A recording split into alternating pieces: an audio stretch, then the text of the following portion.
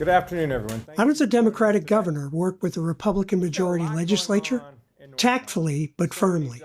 Because you respect the people you deal with, because you're civil with the people you deal with, doesn't mean you don't have real disagreements. When they pass legislation that makes the state less safe or less strong, I'll veto them. 8 months in, political scientist David McLennan would give Stein a B or B+ in threading the political needle. Not an A grade. That would be difficult to attain with the challenges he faces, but still, for a first-term governor in his 8th month, very strong grade. Stein has it only slightly better than his Democratic predecessor. During the previous 2 years, Roy Cooper was stymied at every turn by a GOP supermajority. We broke the supermajority by 1 vote. But Stein has had a few of his own members jump the aisle to override some of his vetoes. He prefers to look on the bright side.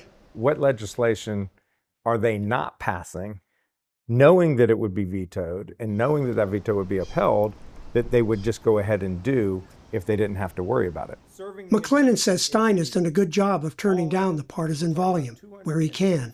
And I think the governor has learned from his predecessors that you have to work with the legislature as much as you can on issues that you can work with them on. That spirit of cooperation wasn't lost on Representative Jake Johnson, who was invited to a recent executive order signing in Raleigh. The level of communication between this administration and the legislature has been night and day from what we experienced in the last administration. And I will say this, I've probably talked to Governor Stein more in 2 weeks than I did the previous governor in 8 years.